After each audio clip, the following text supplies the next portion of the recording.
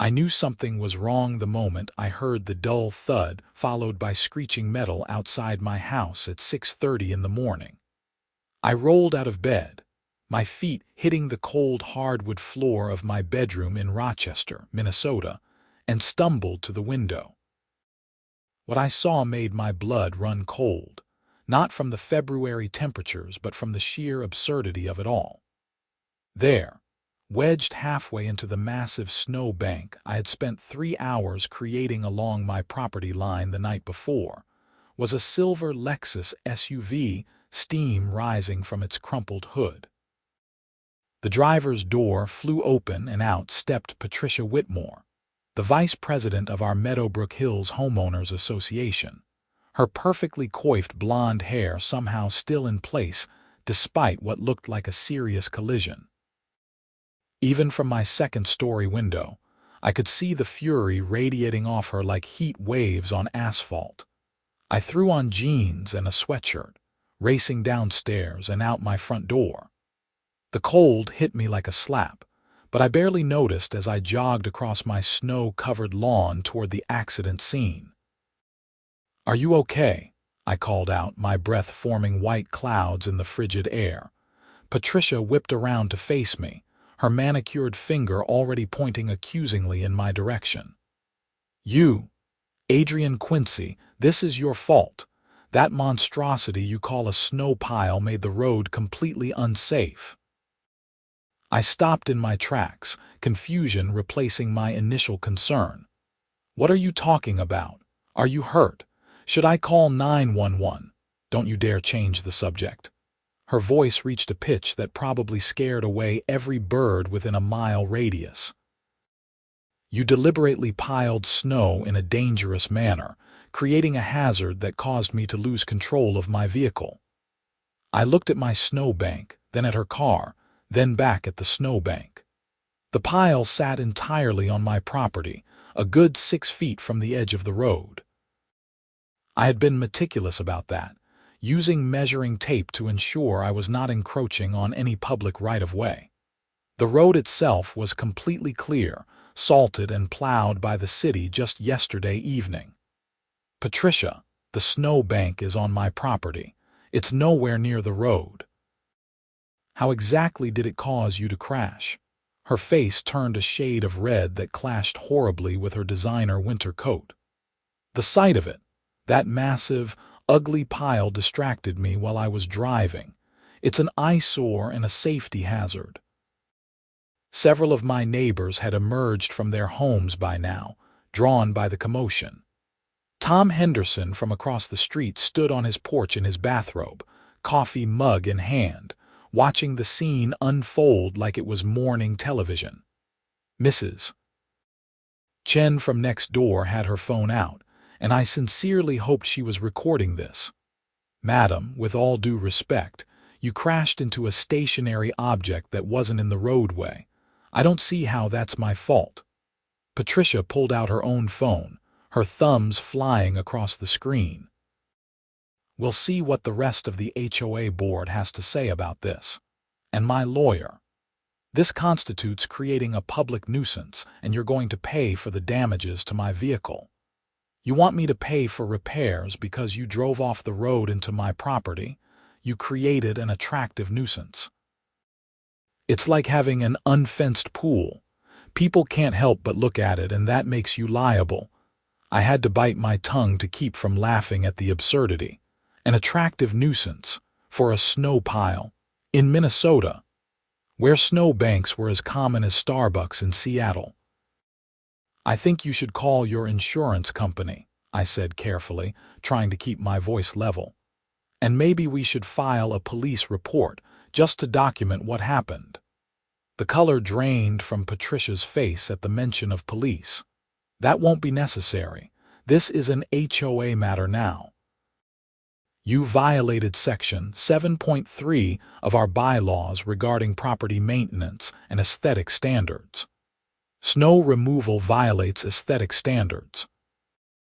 Excessive accumulation of snow in a manner that creates visual blight or safety concerns is strictly prohibited," she recited, clearly pulling the interpretation out of thin air. Before I could respond, a Rochester Police Department patrol car pulled up, its lights flashing. Officer Martinez stepped out, surveying the scene with the weary expression of someone who had seen it all. "Morning, folks. Got a call about an accident. Everyone okay here?" "I'm fine, officer," Patricia said quickly, her tone shifting to something sweeter. "Just a minor fender bender. We were just discussing how to handle it privately." Officer Martinez walked over to examine her vehicle, then the snow bank, then the clear road between them. He pulled out a notepad. "Can you tell me what happened?" Patricia launched into a dramatic retelling that would have made a soap opera writer proud, complete with claims that the massive, dangerous snow pile had blocked her view and created an optical illusion that made her misjudge the road's edge. Officer Martinez turned to me. "This your property, sir?" "Yes, officer, Adrian Quincy. I live here." I gestured to my house. "I piled snow from my driveway and walkway onto my front lawn last night, well within my property boundaries." The officer walked the perimeter, taking measurements and photos. He checked the street, the snow bank, and the tire tracks that told the real story. Patricia's car had veered off the road at an angle, traveled several feet onto my lawn, and then hit the snow pile head-on. "Miss Whitmore, were there any other factors that might have contributed to this accident?" "Weather conditions, visibility issues, mechanical problems with your vehicle?" "No, it was purely that snow pile. It shouldn't be legal to have something so distracting near a roadway." Officer Martinez made notes. "The snow pile is entirely on private property and doesn't obstruct the roadway or any sightlines. Mr. Quincy, you're within your rights to pile snow on your own lawn. Miss Whitmore, I'm going to need to see your license, registration, and insurance information." As Patricia fumbled in her expensive purse, her expression growing more sour by the second, I noticed she was having trouble maintaining her balance. Officer Martinez noticed too. "Madam, have you consumed any alcohol this morning?" "What? No. How dare you suggest such a thing?" "It's a standard question after an accident. Would you be willing to submit to a field sobriety test?" Patricia's eyes went wide. "I most certainly will not. This is harassment. I know my rights." The officer remained calm.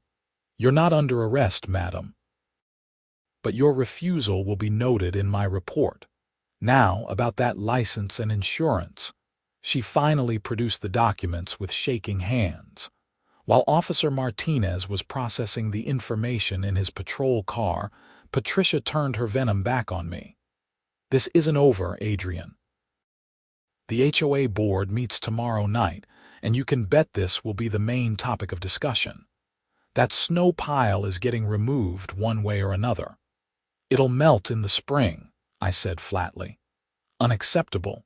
You'll remove it immediately or face daily fines starting at $100 per day." Tom Henderson called out from his porch. "Patricia, you crashed your car into his lawn. Maybe focus on that instead of threatening the guy you just damaged property for."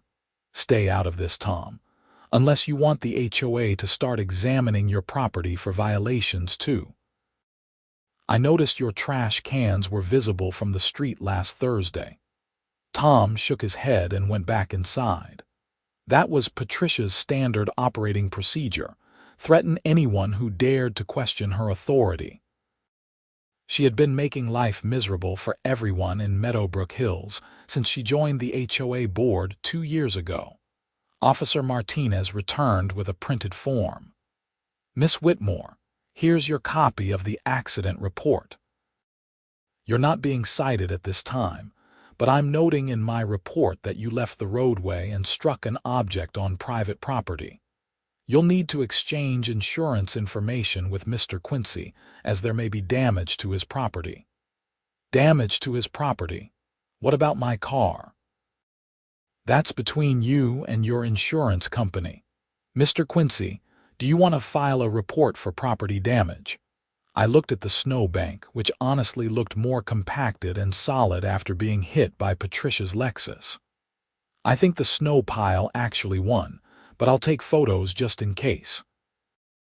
Patricia snatched the report from Officer Martinez's hand and stormed back to her car. It took her 3 tries to back out of the snowbank, her wheels spinning and the engine whining. When she finally freed herself, she sped off down the street, leaving deep ruts in my lawn and chunks of her front bumper scattered across my property. Officer Martinez handed me his card. "If you need anything for insurance purposes, give me a call. And sir, you might want to document everything that happens from here on out. I've dealt with HOA disputes before, and they can get ugly." "Thanks, officer. I appreciate it." After he left, I spent the next hour taking detailed photos of everything. The snow bank from multiple angles, the tire tracks across my lawn, the damage to my grass where Patricia's car had torn through, the pieces of her vehicle, and the clear space between my snow pile and the actual road. Mrs. Chen came over and offered to send me the video she had recorded, which I gratefully accepted. I was sending the photos to my email when my phone rang. Unknown number, but with a local Rochester area code. I answered. "Mr. Quincy, this is Sharon from the law offices of Hendricks and Moore. I'm calling on behalf of Patricia Whitmore regarding the incident this morning. I had not expected her to lawyer up quite this fast." "That was quick. Miss Whitmore is prepared to forego legal action if you agree to immediately remove the snow accumulation from your property and pay for the damages to her vehicle, which are estimated at $7,000. Let me make sure I understand this correctly. She wants me to pay for damages after she drove off the road and crashed into my property. Miss Whitmore contends that you created a hazardous condition that directly led to her accident. She's willing to settle this matter privately to avoid the expense and inconvenience of litigation. I'll pass. If she wants to sue me, she's welcome to try. Mr. Quincy, I'd advise you to reconsider. Legal fees alone could exceed. I have photos, video evidence, and a police report that shows she left the roadway and struck an object entirely on my private property. If anything, I should be suing her for property damage." There was a pause. "We'll be in touch." The line went dead. I immediately called my homeowner's insurance company and reported the incident, sending them all my documentation. The claims adjuster I spoke with actually laughed when I explained what happened. "So she crashed into your snow pile and thinks you're liable? That's a new one. Don't worry, Mr. Quincy. This is pretty cut and dried. We'll handle it if she makes a claim." The rest of the day passed quietly, but I knew the storm was just beginning. Sure enough, the next evening I received an official notice in my mailbox. A summons to appear before the HOA board for an emergency hearing regarding flagrant violations of community standards and creation of hazardous conditions. The meeting was scheduled for 7 p.m. that Thursday at the community center. I considered ignoring it, but decided it was better to face this head-on. I printed out copies of all my photos, the police report, and the relevant sections of our HOA bylaws that I had spent the afternoon reading. Thursday evening came too quickly. I drove to the Meadowbrook Hills Community Center, a modest brick building at the entrance of our neighborhood. The parking lot was surprisingly full. Apparently, word had spread about the meeting, and people wanted to watch the show. Inside, the main room had been set up with a long table at the front where the 5 board members sat like judges. Patricia Whitmore sat in the center, flanked by President Deborah Morrison on her right and Treasurer Frank Patterson on her left. Secretary Linda Chen, no relation to my neighbor, and member-at-large Robert Hayes rounded out the panel. About 40 residents filled the chairs facing them. I recognized most of them. neighbors, acquaintances, fellow prisoners of HOA tyranny. A few gave me supportive nods as I walked to the empty chair facing the board, positioned like a defendant in a courtroom. Deborah Morrison banged a gavel, an actual gavel, because apparently HOA boards loved theatrics. She was in her late 50s, with steel gray hair and the stern expression of a high school principal. This emergency session of the Meadowbrook Hills Homeowners Association Board is now in session. We're here to address serious violations committed by Mr. Adrian Quincy of 412 Maple Grove Drive. Patricia, would you like to present the complaint? Patricia stood, smoothing her skirt. She had a bandage on her forehead that I was pretty sure had not been there during the accident. She also had a neck brace on, which was definitely a new addition. Thank you, Deborah. On the morning of February 4th, I was conducting my routine neighborhood inspection drive when I was involved in a serious accident caused directly by Mr. Quincy's reckless disregard for community safety. Neighborhood inspection drive, I muttered, but apparently not quietly enough. Mr. Quincy, you'll have your chance to speak, Deborah snapped. Patricia continued. Mr. Quincy has erected, and I use that term because this was clearly deliberate, a massive, dangerous pile of snow on his front lawn. This monstrosity, which reaches heights of over 6 feet, creates a visual obstruction and hazardous condition that led to my accident. I sustained injuries requiring medical attention. She touched her neck brace delicately. I raised my hand. Can I respond to this? Not yet, Deborah said. Patricia, continue. According to our bylaws, specifically Section 7.3, property owners must maintain their lots in a manner consistent with community aesthetic standards. This includes proper disposal of snow and ice. Mr. Quincy's snow pile violates this provision. Furthermore, Section 12.1 states that no property owner shall create or maintain any condition that poses a safety hazard to other residents. The snow pile violates this as well. Frank Patterson, the treasurer, leaned forward. What remedy are you seeking? Immediate removal of the snow pile at Mr. Quincy's expense, daily fines of $100 until compliance is achieved, and reimbursement for damages to my vehicle and medical expenses, totaling approximately $12,000. A murmur ran through the audience. 12,000. That number had grown considerably since the lawyer called.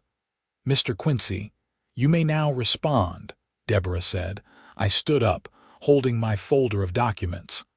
I'd like to start by entering evidence into the record. I walked forward and placed copies of my photos, the police report, and the relevant bylaws on the table in front of each board member. What you'll see in these photos is that the snow pile is entirely on my property, approximately 6 feet from the road. It doesn't obstruct any sightlines, doesn't block any sidewalks or driveways, and is no different from dozens of other snow piles throughout this neighborhood after our recent snowstorms. I pulled out my phone and showed them Mrs. Chen's video. This video, recorded by my neighbor, shows Miss Whitmore's vehicle clearly leaving the roadway and traveling several feet onto my lawn before striking the snow pile. The police report confirms this. Officer Martinez noted that the roadway was clear and that the snow pile posed no hazard to normal traffic. Robert Hayes, the quietest board member, spoke up. Patricia, according to this police report, you veered off the road. Why? Patricia's face flushed. I was distracted by the enormous pile of snow. It's impossible not to look at something so out of place. Out of place. I pulled out my phone again and showed photos I had taken of other properties in the neighborhood. Here's a snow pile at 523 Oak Street. Here's one at 890 Birch Lane.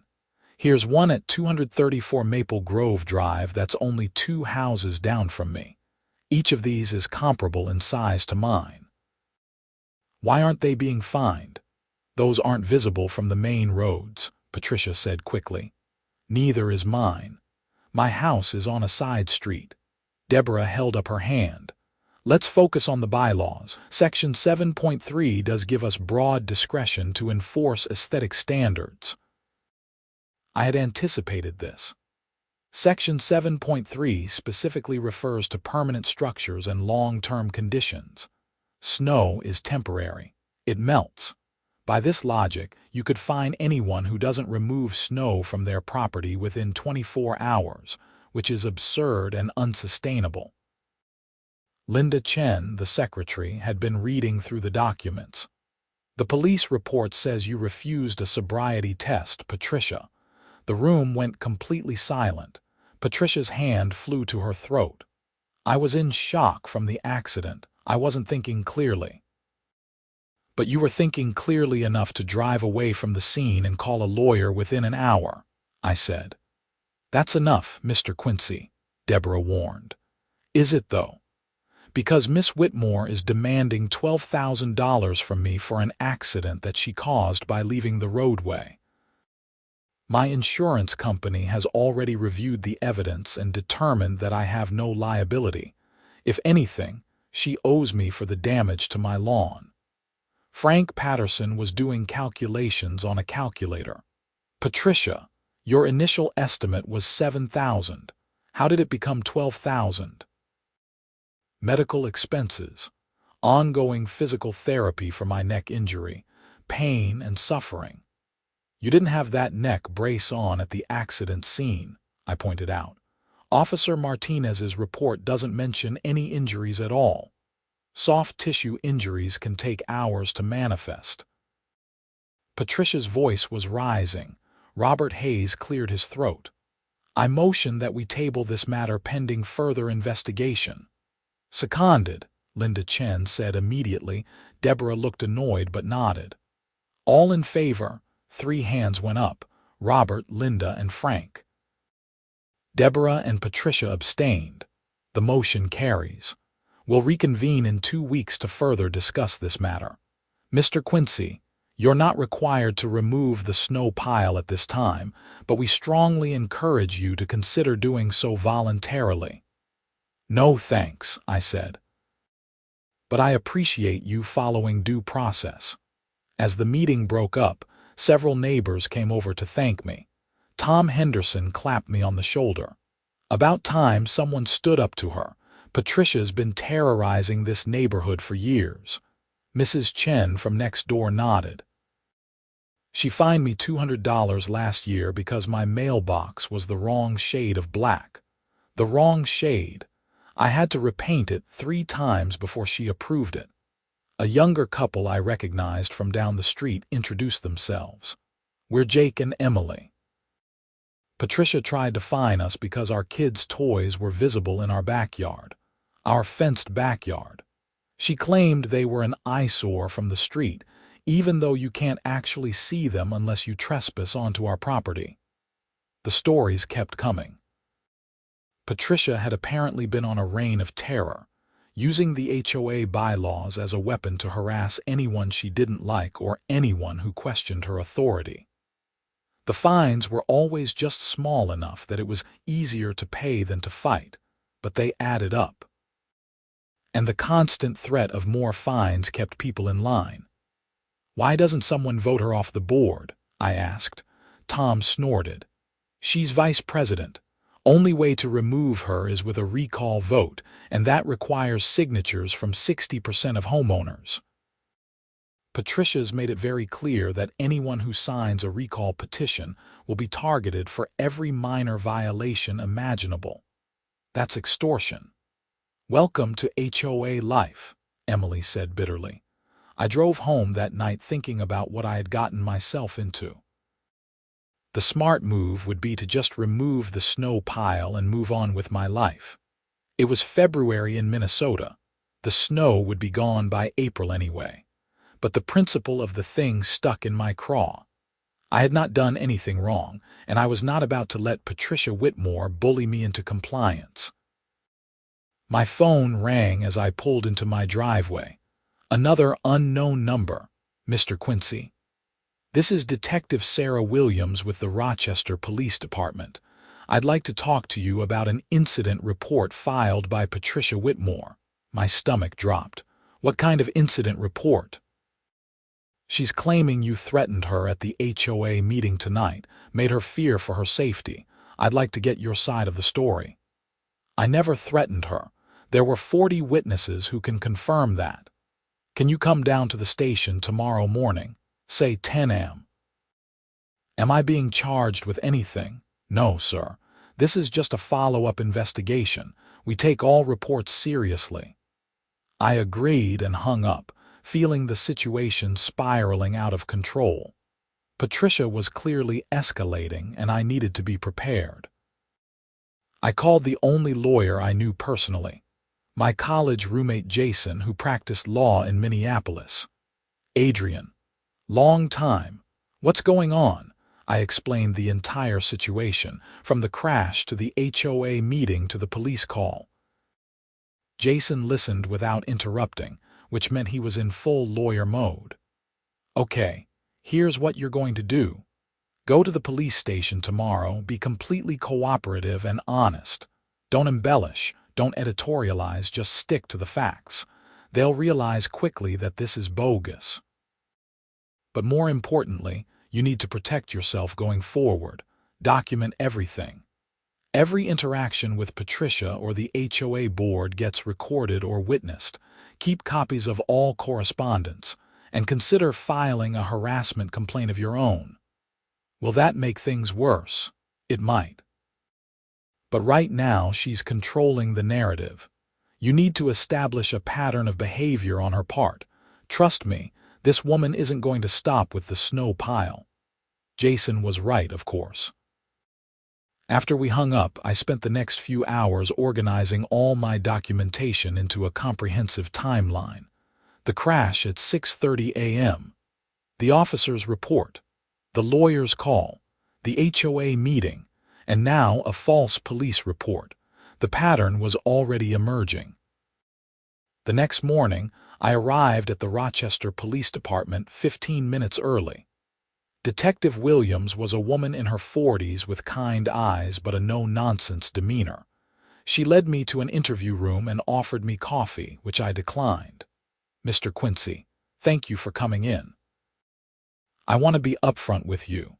Miss Whitmore filed a report claiming you verbally threatened her at a homeowners association meeting last night. She says you told her, and I quote, that you would make her regret crossing you. Did you say that?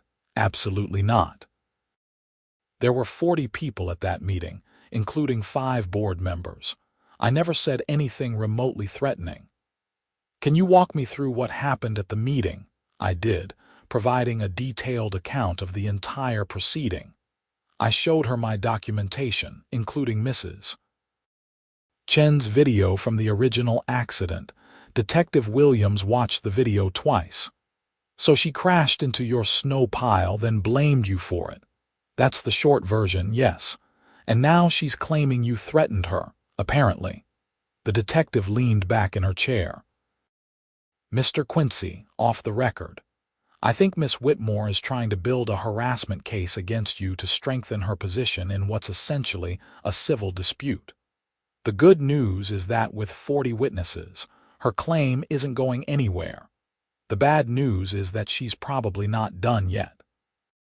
My lawyer said the same thing, smart lawyer. My advice, stay away from her, don't engage, don't respond to provocation, and definitely don't communicate with her directly. Everything goes through official channels, preferably in writing. Can you do that? I can try. And Mr. Quincy, keep that video handy. Something tells me you're going to need it. I left the police station feeling both relieved and anxious. Relieved that the false report was being dismissed, but anxious about what Patricia might try next. I did not have to wait long to find out. That afternoon, I received a certified letter from the HOA. Inside was a formal notice of violation, complete with photos of my property. The letter demanded immediate compliance, and stated that failure to remedy all violations within 72 hours would result in the HOA taking all necessary legal action, including placing a lien on my property. I called Jason immediately. "They're doing what?" He sounded incredulous when I read him the list: fining me for damage she caused to my property, and salt stains in Minnesota in February. "Okay, this is harassment, clear-cut documented harassment. Here's what we're going to do.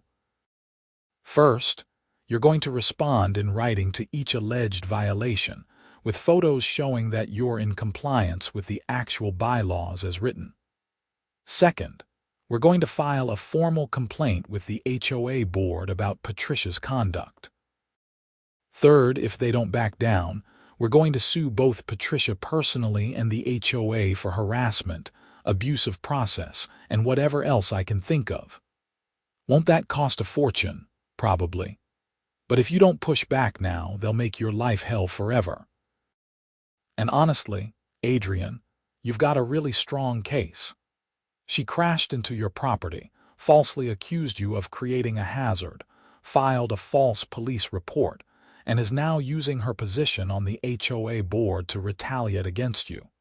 Any judge is going to see through this immediately. Over the next 3 days, I prepared my written response to the HOA, complete with photos showing that my property was in full compliance with all bylaws as actually written, not as Patricia chose to interpret them. I documented that the lawn damage was caused by Patricia's vehicle, and that the debris was parts from her car. I even included receipts showing that I had used the exact salt product recommended by the HOA's own winter maintenance guidelines. I hand-delivered my response to the HOA office, making sure to get a time-stamped receipt. The clerk, a tired-looking woman named Margaret, read through my submission and sighed. "Mr. Quincy, between you and me, Patricia has been making everyone's life miserable. Half the board wants her gone, but they're afraid of her. Why? She's got dirt on everyone. She spends her days driving around the neighborhood looking for violations, taking photos, making notes.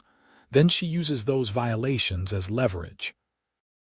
Vote with her, or suddenly you're getting fined for every little thing. I've seen her destroy people. Someone needs to stop her." Margaret looked around nervously. "There's a group of homeowners who have been quietly gathering signatures for a recall petition. If you want to talk to them, Tom Henderson is organizing it, but be careful. If Patricia finds out, she'll come after you even harder." I thanked Margaret and left, my mind racing. A recall petition could work, but Patricia was right that it required 60% of homeowners. That was a high bar in a neighborhood of over 200 homes. That evening, Tom Henderson came over with 2 other neighbors, Rachel Morrison, no relation to the board president, and David Park. They had a folder full of documented HOA abuses going back 2 years. "We've got 38 signatures so far," Tom said. "We need 120 total. The problem is that people are scared. Patricia has made examples out of anyone who crosses her." Rachel nodded. "She fined me $800 last year because my trash cans were visible from the street on a non-collection day. I had just brought them back from the curb and hadn't put them in the garage yet. $800 for a 15-minute violation." David added, "She tried to fine me for having a commercial vehicle in my driveway. I'm a plumber. I drive a work van. It's how I make my living. She wanted me to park it off property or pay $200 per day." "How did you fight that?" I asked. "I threatened to sue." "She backed down, but she's been watching my property like a hawk ever since. I've gotten fines for everything from my grass being half an inch too long to having my porch light on past 11 p.m. We spent the next hour strategizing. The key was to gather signatures quietly, from people Patricia had already targeted or who were fed up enough that they did not care about retaliation. We also needed to move fast, before Patricia realized what was happening. Over the next 2 weeks, I threw myself into the recall effort. I talked to neighbors, shared my story, and listened to theirs. The tales of HOA abuse were shocking.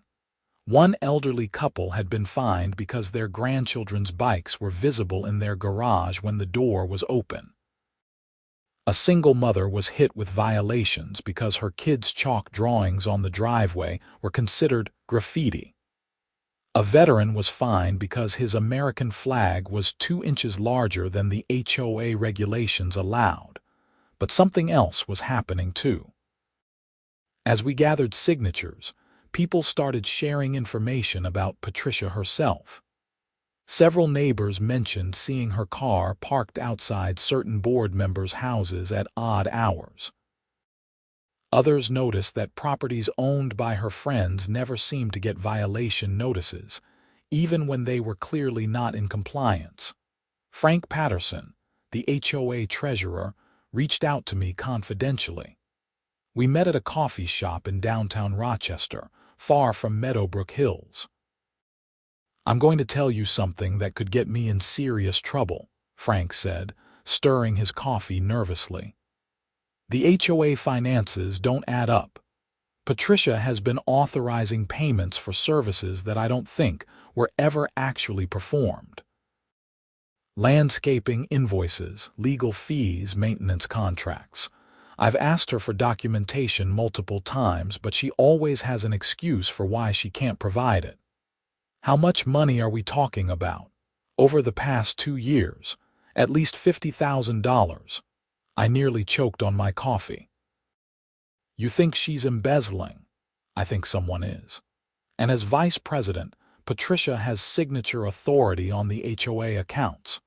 But I can't prove anything without access to the detailed bank records and invoices, which Deborah and Patricia have been blocking me from seeing." "Why are you telling me this?" Frank looked me in the eye. "Because I'm tired of being complicit. I joined this board to help the community, not to be part of whatever this is. If you're serious about the recall, I'll vote to support it. And if you need evidence of financial irregularities, I'll help you find it. This changed everything. What started as a dispute over a snow pile had uncovered something much bigger. I called Jason again and explained the situation. Okay, this just went from a harassment case to potential fraud, Jason said. If there's embezzlement going on, that's criminal. You need to be very careful how you proceed. Document everything Frank tells you, but don't make any accusations until you have solid proof. What should I do? Keep gathering recall signatures. If you can remove Patricia from the board, the new leadership can launch a proper investigation. In the meantime, I'll do some research on HOA embezzlement cases. There are specific statutes and reporting requirements that might apply here. The following week, the HOA held its regularly scheduled meeting. I attended, as did about 60 other homeowners, which was unprecedented. Usually, these meetings drew maybe 10 people. The board members looked nervous at the turnout. Deborah Morrison called the meeting to order and started with routine business. Minutes from the last meeting, financial reports, maintenance updates. Patricia sat beside her, scanning the crowd with narrowed eyes, clearly sensing that something was up. When they opened the floor for resident comments, I stood up. "I'd like to make a formal complaint about Vice President Whitmore's conduct over the past several weeks." Patricia's face went bright red. "This is inappropriate. You can't use association meetings to air personal grievances. According to our bylaws, any homeowner can bring concerns about board member conduct to the full board," I said calmly. Section 14.2. Deborah checked her copy of the bylaws and nodded reluctantly. "Proceed, Mr. Quincy." I laid out the entire timeline, the accident, the false allegations, the retaliatory fines, the police report. I spoke for 10 minutes, backed up by documentation that I distributed to everyone present. When I finished, Tom Henderson stood up. I'd like to add to Mr. Quincy's complaint. Miss Whitmore has been systematically targeting residents who question her decisions. I have documentation of over 40 cases in the past year where fines were issued for trivial or non-existent violations, primarily against residents who voted against her preferred candidates in the last board election. Rachel Morrison stood next. I'd like to request a full audit of HOA finances. As treasurer, Mr. Patterson should be able to provide detailed accounting of all expenditures for the past 2 years, but my understanding is that he's been denied access to necessary records. Frank Patterson looked uncomfortable but nodded. That's correct. I've requested complete bank statements and vendor invoices multiple times. I've been told that they're not available or that I don't need them. The room erupted in conversation. Deborah banged her gavel repeatedly, trying to restore order. Patricia stood up, her voice shaking with rage. This is a coup.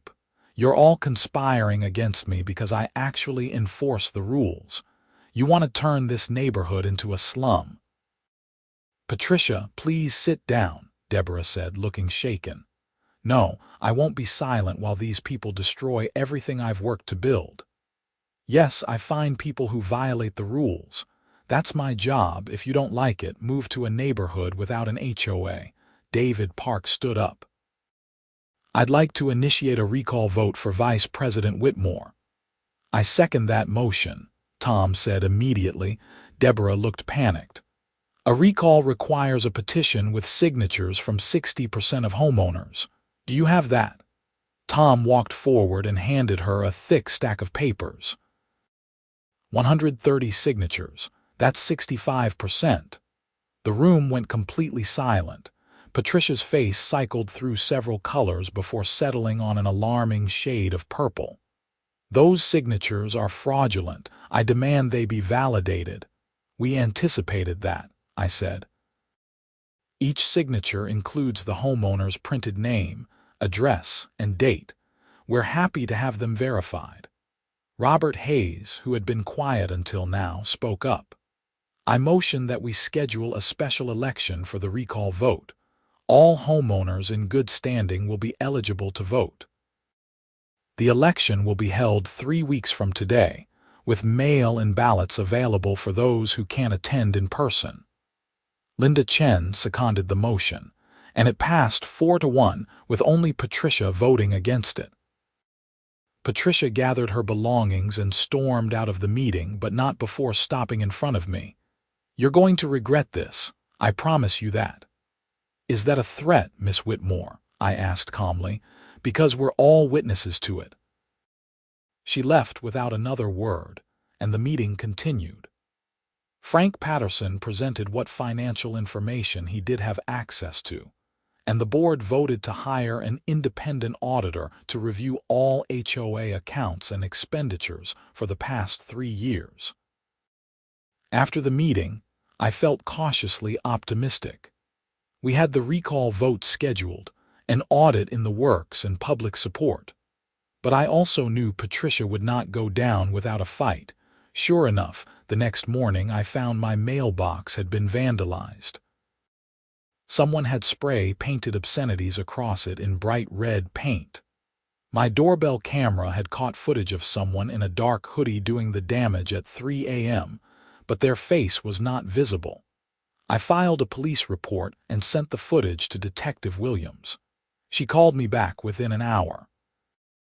Mr. Quincy, I can't prove it was Miss Whitmore, but the timing is awfully suspicious. We'll increase patrols in your area. I'd also recommend upgrading your security cameras and maybe getting some motion sensor lights. I took her advice, installing additional cameras and lights that same day. I also parked my car in the garage instead of the driveway, just to be safe. The next 3 weeks were tense. Patricia launched a campaign against the recall, sending letters to every homeowner claiming that the petition was based on lies, and that I was trying to take over the HOA to benefit my own interests. She held town halls where she presented herself as the victim of a witch hunt.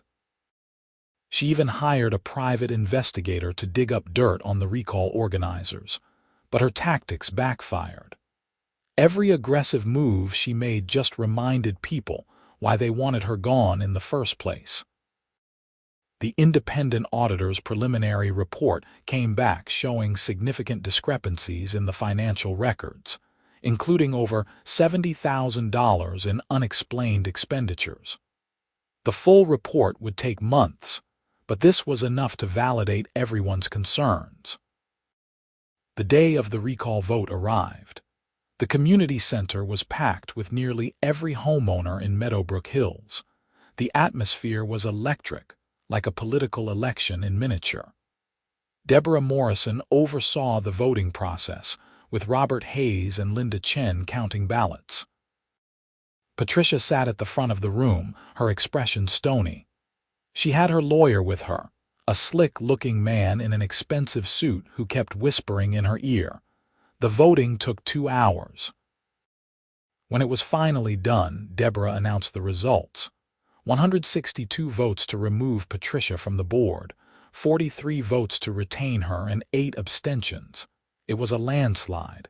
Patricia stood up, her face white. "This vote is invalid. I'm filing an immediate legal challenge." "You haven't heard the last of this." Her lawyer stood as well. "My client has been subjected to a coordinated harassment campaign. We'll be taking legal action against the HOA and several individuals for defamation and emotional distress." "Good luck with that," Tom said from the back of the room.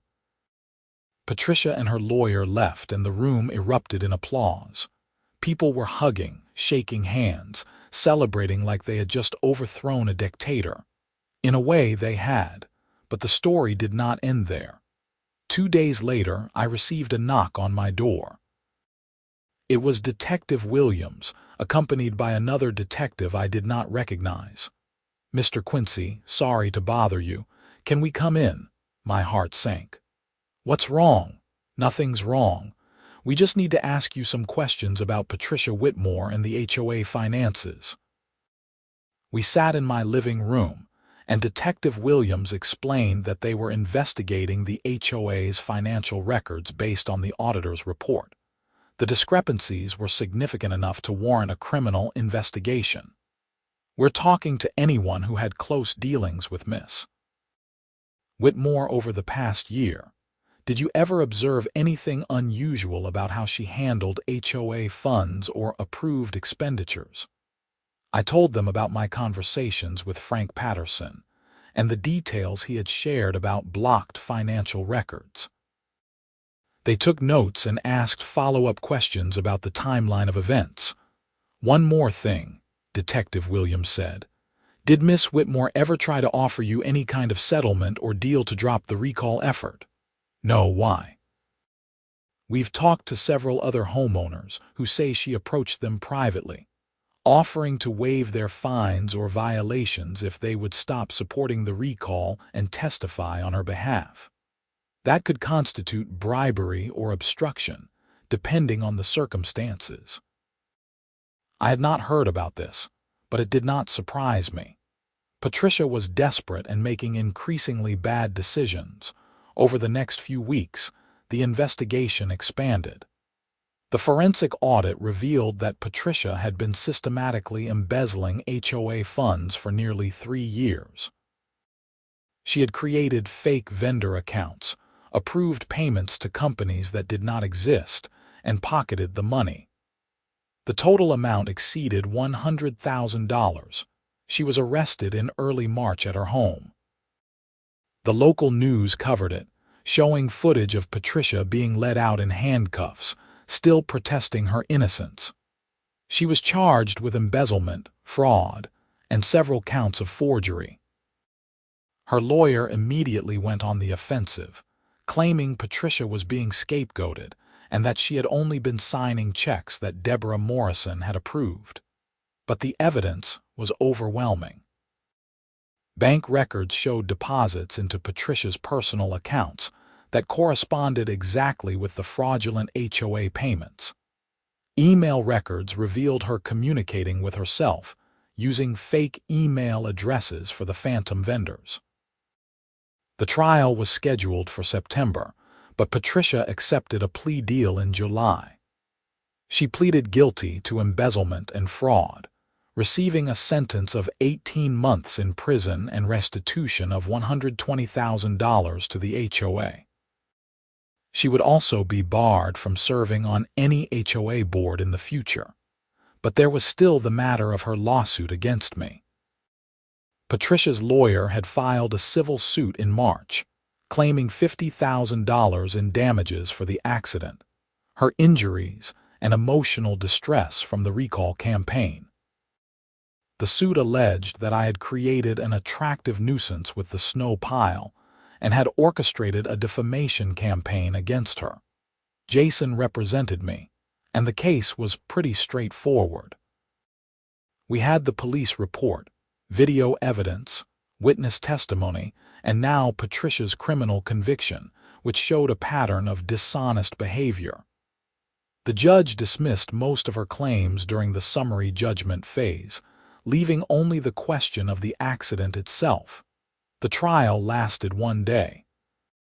Patricia's lawyer tried to argue that the snow pile was inherently dangerous, and that I should have known it could cause an accident. Jason countered with expert testimony from a traffic safety engineer who testified that the snow pile posed no hazard to normal traffic, and that Patricia's accident was caused by driver error. The jury deliberated for less than an hour before returning a verdict in my favor. Not only did they find that I was not liable for Patricia's accident, but they also awarded me $15,000 in damages for my legal fees and the harassment I had endured. Patricia's lawyer filed an appeal, but it was denied. She was required to pay the judgment, though I honestly doubted I would ever see the money. She had spent most of her embezzled funds and now faced substantial legal debts. In August, Patricia reported to the Minnesota Correctional Facility in Shakopee to begin her sentence. I did not attend, though several neighbors did, apparently wanting to see justice served in person. The HOA underwent major changes in the aftermath. Deborah Morrison resigned as president, citing stress and her own failure to properly oversee Patricia's activities. New board elections were held, and Tom Henderson became president, with Rachel Morrison as vice president. Frank Patterson remained as treasurer, with new oversight procedures in place. One of the new board's first actions was to review and rewrite the HOA bylaws, removing the vague provisions that Patricia had used as weapons. They established clear procedures for violations, with escalating warnings before any fines could be issued. They also created an appeals process so homeowners could challenge violations without fear of retaliation. The neighborhood felt different after everything settled. People were friendlier, more willing to chat over fences or help each other out. It was like Patricia's removal had lifted a dark cloud that had been hanging over Meadowbrook Hills. My snow pile melted in April, as snow piles do. I left it exactly where it was, a monument to the principle that sometimes you have to stand up for yourself, even when it would be easier to just comply. In May, I received a letter from Patricia's lawyer. She had filed for bankruptcy, and my judgment was included in her debts. I would receive about $1,200 as partial payment, with the rest being discharged. I did not care about the money. I had never expected to collect it anyway. What mattered was that Patricia could not hurt anyone else, at least not for a while. In June, Tom Henderson organized a neighborhood barbecue, the first in years. Nearly everyone attended, including some families who had felt too intimidated to participate in community events during Patricia's reign.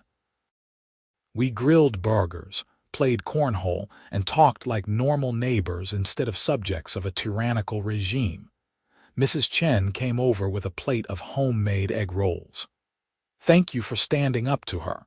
I know it cost you time and money and stress, but you made this neighborhood better." "I just didn't want to move my snow pile," I joked. "It was never about the snow pile," she said seriously. "It was about someone finally saying no, someone finally showing everyone else that Patricia could be challenged and defeated. You gave people hope." I had not thought about it that way, but she was right. Patricia's power had come from fear and intimidation, and once someone demonstrated that she could be fought, her whole system collapsed. Later that evening, as the sun set and people started packing up, Tom pulled me aside. "The board voted yesterday. We want to formally thank you for your role in exposing Patricia's corruption. We're issuing you a full refund of any fines she assessed against you, plus we're covering your legal fees that the judgment didn't. You don't have to do that. We want to. It's the right thing to do, and Adrian, we'd like you to consider joining the board. We need people who aren't afraid to stand up for what's right." I thought about it. 6 months ago, I would have laughed at the idea of voluntarily joining an HOA board, but this was different now. This was a chance to be part of building something better, to make sure what happened with Patricia never happened again. "Let me think about it," I said. "Take your time. The position's yours if you want it." I drove home that night feeling content in a way I had not felt since moving to Meadowbrook Hills. My house, my property, my ridiculous snow pile location, now just a patch of grass, all of it felt truly mine for the first time. The legal system had worked eventually. The community had come together. Justice had been served. It had been messy and expensive and stressful, but it had been worth it. A few days later, I was working in my front yard when a car pulled up. A young woman got out, looking nervous. "Mr. Quincy, I'm Jennifer Wallace. I live over in the Parkview Estates neighborhood. I heard about what happened with your HOA, and I was hoping I could talk to you." "Sure, what's going on?" "Our HOA president has been doing the same thing. Harassing people, issuing bogus fines, and I think she might be stealing money too. A group of us want to fight back, but we don't know how. Could you give us some advice?" I invited her to sit on my porch, and we talked for over an hour. I told her everything I had learned, all the mistakes I had made, and all the things I would do differently. I gave her Jason's contact information and connected her with Tom Henderson and the other recall organizers. Over the next few months, I found myself becoming an accidental expert on HOA reform. People from across Rochester, then from other parts of Minnesota, started reaching out. I gave advice, shared documents, and testified as an expert witness in 3 different HOA dispute cases. In September, a local news station did a feature story on HOA abuses, using my case as the primary example. The reporter interviewed me, Tom, Frank, and several other Meadowbrook Hills residents. They also tried to interview Patricia in prison, but she declined. The story sparked a larger conversation about HOA oversight and accountability. State legislators started discussing new laws to prevent HOA board members from abusing their authority. It was not much, but it was something. In October, I accepted Tom's offer to join the Meadowbrook Hills HOA board. My first official act was to propose a rule that all HOA board meetings be recorded and transcripts made available to residents. It passed unanimously. Winter came again, and with it, more snow. I cleared my driveway and walkway, and yes, I piled the snow on my front lawn in roughly the same spot as before. But this time, nobody crashed into it and nobody threatened to sue me. In November, I received a letter from Patricia's lawyer. She was being released early for good behavior and wanted to apologize in person. The letter included her new address in Wisconsin and a phone number. I thought about it for a long time. Part of me was curious about what she would say, whether she had actually changed or whether this was just another manipulation. But ultimately, I decided I did not need her apology. I had moved on, the neighborhood had moved on, and Patricia was no longer part of my life. I wrote a brief response declining her invitation but wishing her well. I meant it too. I did not want Patricia to suffer forever. I just wanted her to stop hurting people. In December, the full forensic audit was completed. It revealed even more fraud than initially suspected, including kickbacks from legitimate vendors and manipulation of maintenance contracts. The total losses to the HOA exceeded $150,000. The auditors referred additional charges to the prosecutor's office, but since Patricia had already been convicted and sentenced, no new charges were filed. The HOA used the audit results to file an insurance claim, recovering about $80,000. It was not everything, but combined with Patricia's restitution payments, it would help restore the association's finances. As the year ended, I reflected on everything that had happened. What started as a stupid argument over a snow pile had exposed systemic corruption, led to criminal charges, and ultimately reformed an entire community. It had cost me time, money, and more than a few sleepless nights. But it had also connected me with my neighbors, given me a sense of purpose, and shown me that standing up for yourself really does matter. The snow pile itself became something of a neighborhood legend. Kids would point at the spot and tell their friends about the time the crazy HOA lady crashed her car into it. Adults would joke about it at neighborhood gatherings. Someone even suggested putting up a historical marker, though that idea was quickly shot down as being too much. In January, exactly 1 year after Patricia's accident, I was shoveling my driveway when Tom walked over with coffee. We stood there in the cold, watching the snow fall, and he raised his cup in a toast. "To fighting the good fight," he said. "To snow piles," I countered. We both laughed, and I knew that whatever else happened, I had made the right choice. Sometimes the principled stand is worth taking, even when it seems easier to just give in.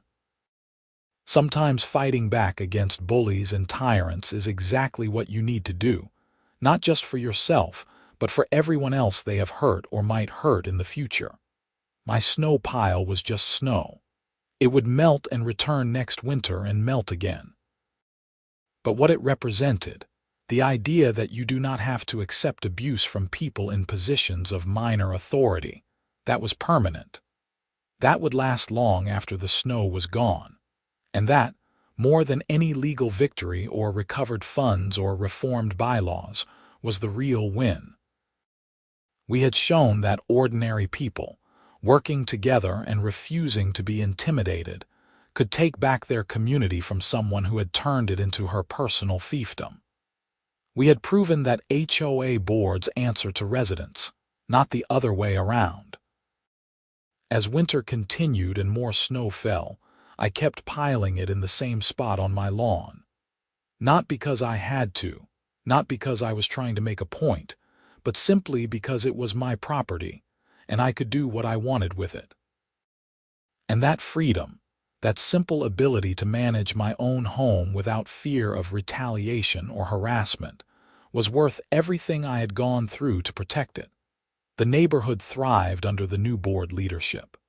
Property values increased as word spread that Meadowbrook Hills had cleaned house. New families moved in, attracted by the community spirit and reasonable governance. The constant tension that had defined life under Patricia's rule was replaced by actual neighborliness. I never did hear from Patricia again after declining her invitation to meet. I hope she had genuinely learned from her experience and was building a better life in Wisconsin. But whether she had or not, it was no longer my concern. She was a closed chapter, a cautionary tale, a reminder of what happens when people get a little bit of power and decide to abuse it. As for me, I continued serving on the HOA board, helping to guide Meadowbrook Hills toward a better future. I worked with Jason and other lawyers to develop model bylaws that other HOAs could adopt. I testified before the Minnesota State Legislature about the need for stronger oversight and protections for homeowners. And every winter, when the snow fell and I cleared my driveway, I piled that snow on my front lawn in the exact same spot. Because it was my right to do so, and because sometimes the smallest acts of defiance are the most important ones. The snow pile had become a symbol, not just for me but for everyone in Meadowbrook Hills who had suffered under Patricia's tyranny and lived to see the other side. It represented standing your ground, fighting for what is right, and refusing to be bullied into submission. And every time someone drove past and saw that pile of snow on my lawn, they were reminded that communities work best when people stand up for each other, when they refuse to accept abuse from petty tyrants, and when they insist on accountability from those in positions of authority. That was the real story, not about a car crash or a lawsuit or even embezzlement charges. It was about regular people finding the courage to say no, to fight back, and to rebuild something better from the ruins of what came before. It was about turning a neighborhood ruled by fear into a community built on mutual respect and genuine care for one another. The snow would melt again in spring, as it always did. But the lessons we learned and the community we built would last forever. And that made all the trouble, all the stress, and all the legal bills worth every penny.